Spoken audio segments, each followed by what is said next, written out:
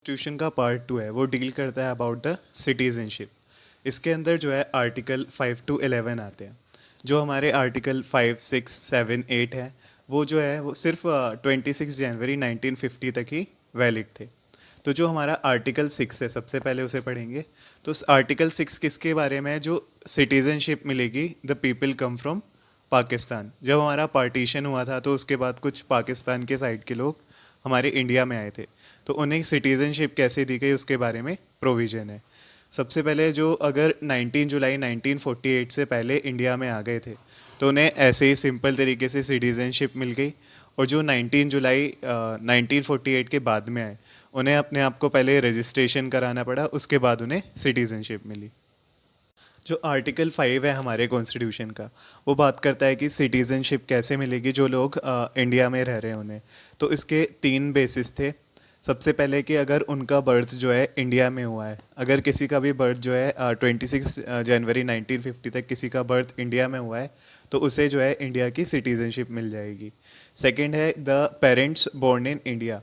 जैसे अगर कोई एनआरआई वगैरह होते थे या कोई बाहर सोल्जर वगैरह जाते थे तो उनके जो वर्ड्स हैं वो बाहर पैदा होते थे, तो ऐसे बच्चों को भी सिटीजनशिप देने के लिए एक इसे भी बेस माना गया कि उनके पेरेंट्स अगर इंडिया के हैं तो उनके बच्चों को इंडिया की सिटीजनशिप मिल सकती है। और जो थर्ड बेस था इसका वो था कि residing in India 5 years before 26 जनवरी 1950। अगर कोई 26 जनवरी 1950 से के 5 ईयर पहले से इंडिया में रिसाइड कर रहा है तो उसे भी इंडिया की सिटीजनशिप मिल सकती है।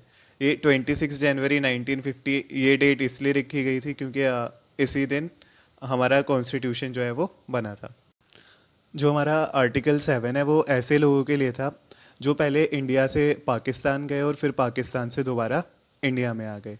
मतलब जब पार्टीशन हुआ था इंडिया और पाकिस्तान का तो कुछ लोगों ने पाकिस्तान में जाना प्रेफर किया था, बट कंडीशन ख़राब होने के कारण वो फिर से इंडिया में आ गए।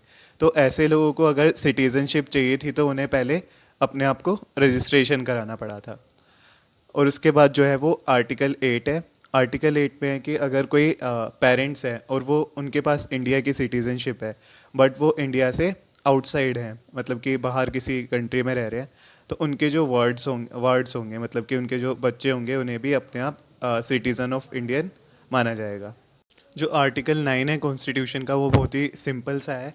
वो कहता है कि अगर हम किसी दूसरी फॉरेन कंट्री की सिटीज़नशिप जो है वो ले लेते हैं तो हमारी जो इंडिया की सिटीज़नशिप है वो अपने आप टर्मिनेट हो जाएगी। और जो हमारा आर्टिकल 10 है वो कहता है कि citizenship can not be given without law.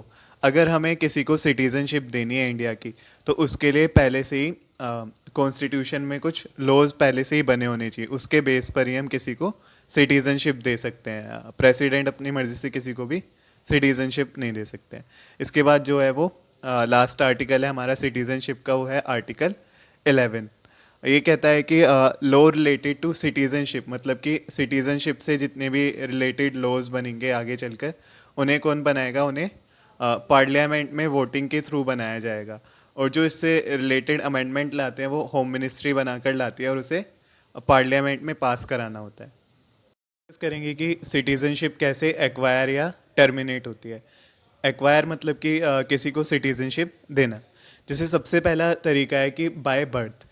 सबसे पहले जब हमारा कॉन्स्टिट्यूशन बना था तो उसमें ये प्रोसीजर था कि किसी के भी मतलब बर्थ जो है इंडिया में हुआ है, चाहे वो फॉरेन पेरेंट्स हो उसके, लेकिन अगर उसका बर्थ इंडिया में हुआ है तो उसे सिटीज़नशिप ऑफ इंडिया माना जाएगा।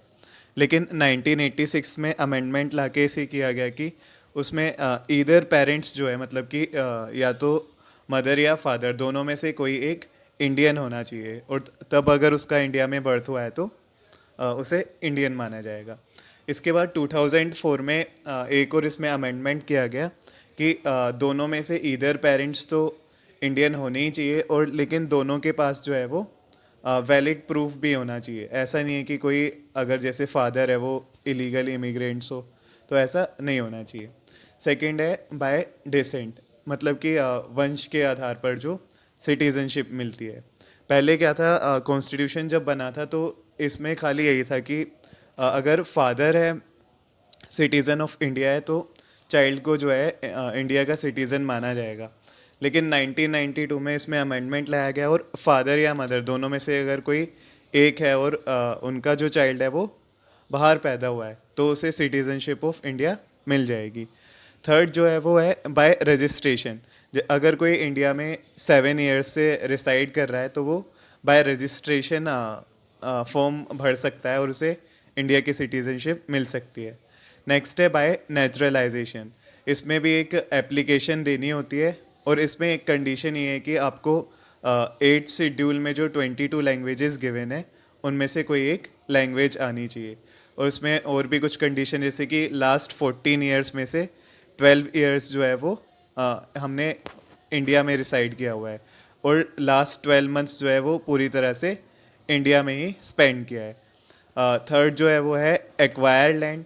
एक्वायर लैंड जैसे अगर इंडिया किसी दूसरी बाहर की टेरिटरी को एक्वायर कर लेती है तो वहाँ के जितने भी लोग होंगे उन्हें भी इंडिया की सिटीज़नशिप मिल जाएगी। जैसे कि इंडिया ने सिक्किम को एक्वायर किया था तो सिक्किम के जितने भी लोग थे उन्हें इंडिया की सिटीज़नशिप मिल गई थी। नेक्स्ट जो है अबाउट टर्मिनेशन। तो टर्मिनेशन में क्या होता है कि आपकी सिटीज़नशिप जो है वो ले ली जाती है आपसे। जैसे कि सबसे पहले रिनंसिएशन। रिनंसिएशन में क्या है कि अगर कोई सिटीज़न खुद से इंडिया की सिटीज़नशिप छोड़ना चाहता है तो वो लीव कर सकता है। नेक्स्ट है टर्मिनेशन। ये तब होता है जब हम फॉरेन कंट्री की सिटीज़नशिप ले लेते हैं तो इंडिया की जो हमारी सिटीज़नशिप है वो अपने आप ख़त्म हो जाती है। नेक्स्ट है डिप्रिविएशन। इसमें क्या होता है जब कोई एंटी नेशनलिस्ट एक्टिविटीज़ करता है या दूसरी कंट्री के साथ जाके मिल जाता है तो उसे उसकी इंडिया की सिटीज़नशिप ले ली जाती है।